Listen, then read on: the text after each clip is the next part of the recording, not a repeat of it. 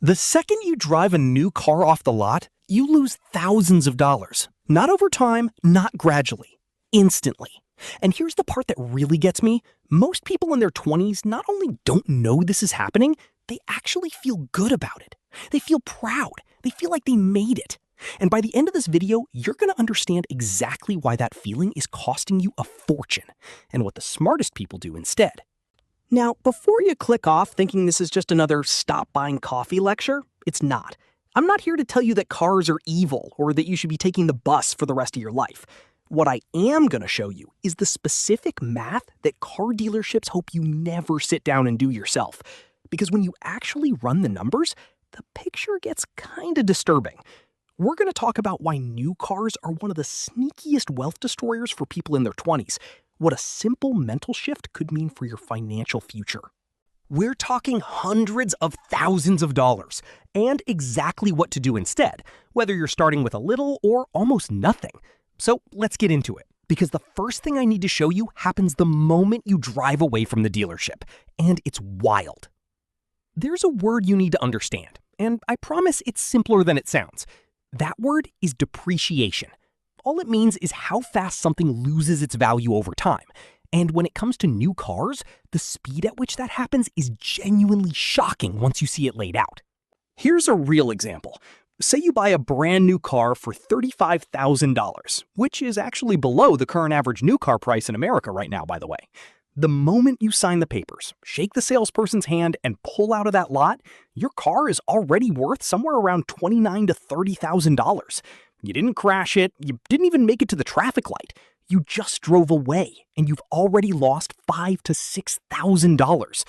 Think of it like buying a brand new iPhone for $1,000, opening the box, and watching it immediately become a $700 phone.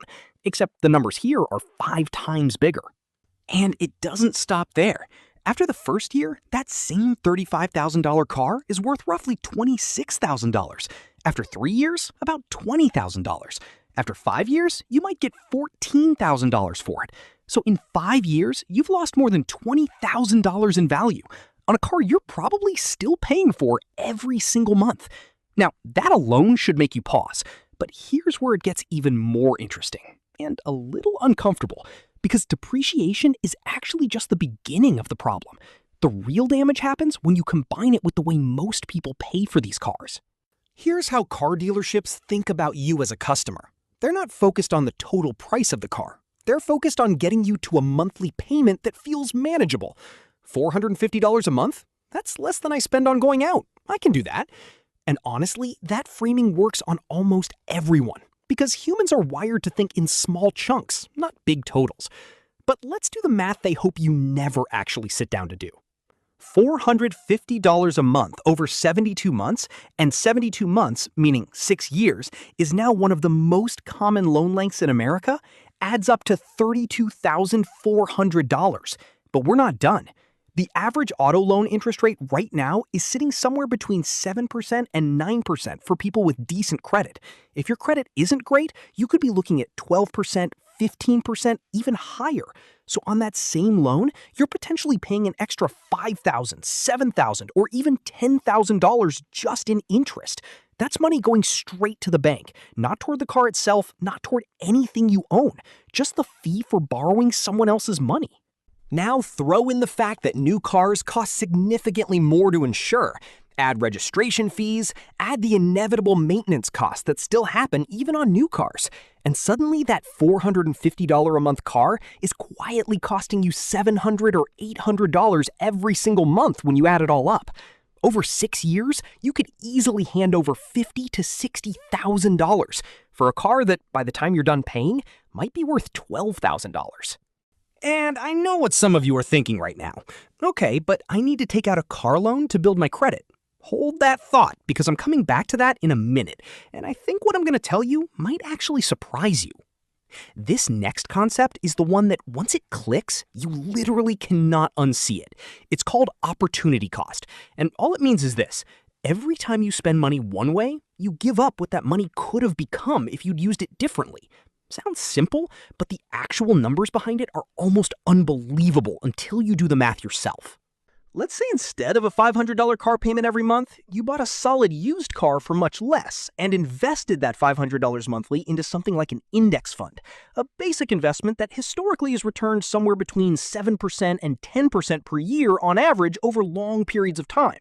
If you started doing this at 22 years old and just stayed consistent, by the time you're 52, you'd be sitting on somewhere between $580,000 and nearly $1 million from one decision. From simply not having a massive car payment and putting that money to work instead. Think of it like planting a tree. The single best time to plant it was 10 years ago. The second best time is today. But if you spend your 20s locked into big car payments, you're not just spending money. You're delaying the planting, and the tree never gets to grow. That is the real cost of buying a new car young. It's not just the $50,000 you might overpay. It's the $500,000 or more. That money could have quietly become in the background while you got on with your life.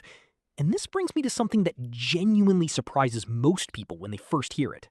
This is probably the most common pushback I hear, and it's worth taking seriously because there's a small grain of truth in it.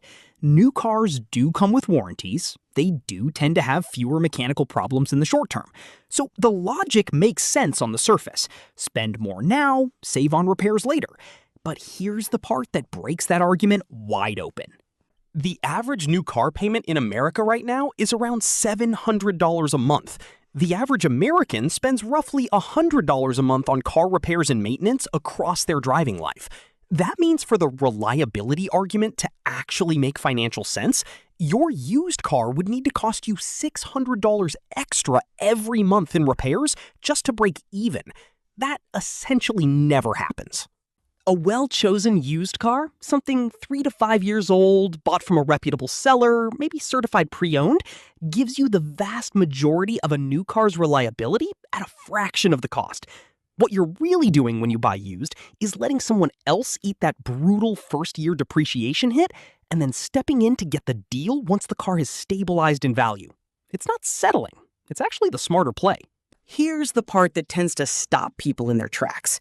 Study after study of real American millionaires. Not celebrities, not tech billionaires, just regular people who quietly built significant wealth, shows that the overwhelming majority of them drive used cars.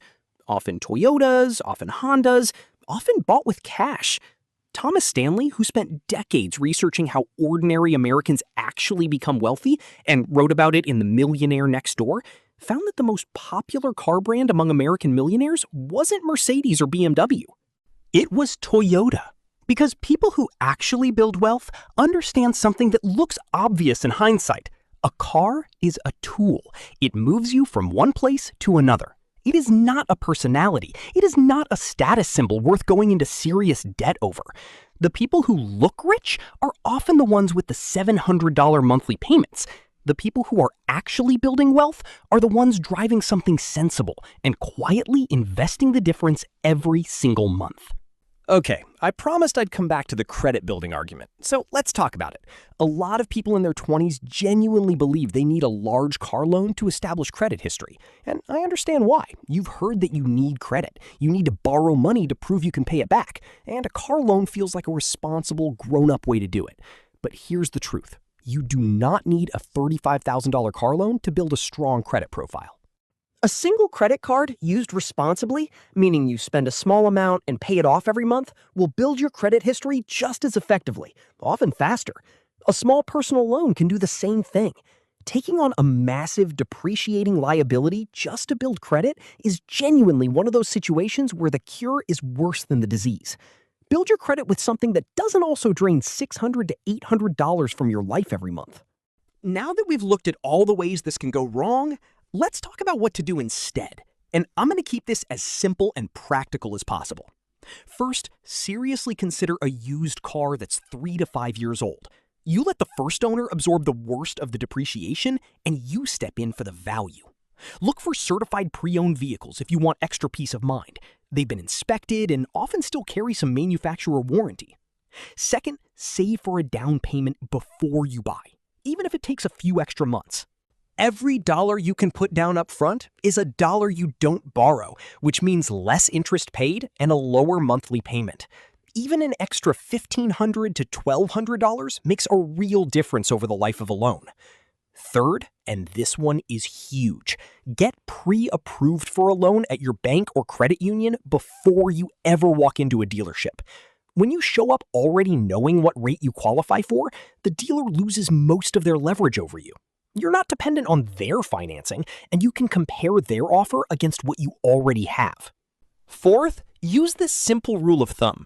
Your total monthly car costs, payment, insurance, and gas should ideally stay under 15% of your take-home income. If you're bringing home $3,000 a month, you're looking at a ceiling of around $450 total. It's a simple guardrail that keeps you from stretching too far. And fifth, this is really the whole point. Whatever you're saving by not having a huge car payment, put it somewhere it can grow. Even $200 a month invested consistently from your mid-20s turns into something genuinely meaningful over the decades ahead. Nobody is telling you that you can never have a car you love. One day, when you've built real savings, when you've got investments working in the background, when you're financially stable, absolutely, get something you enjoy. But right now, in your 20s, the most powerful thing you can do with a car is to spend as little as possible and direct everything else toward building actual wealth. Because here's the thing, the car you drive at 25 is completely forgotten by the time you're 45. What isn't forgotten is whether you started building wealth early or late. The people winning financially aren't the ones with the nicest cars in the parking lot. They're the ones who figured this out while they were young, made a boring-looking decision, and let compound interest do the heavy lifting for the next few decades. And now, you know exactly what they know. If this video helped something click for you, hit the like button. It genuinely helps more people find this content. And if you want to keep getting this kind of straightforward, no-nonsense breakdown of how money actually works, subscribe. We do this every week. I'll see you in the next one.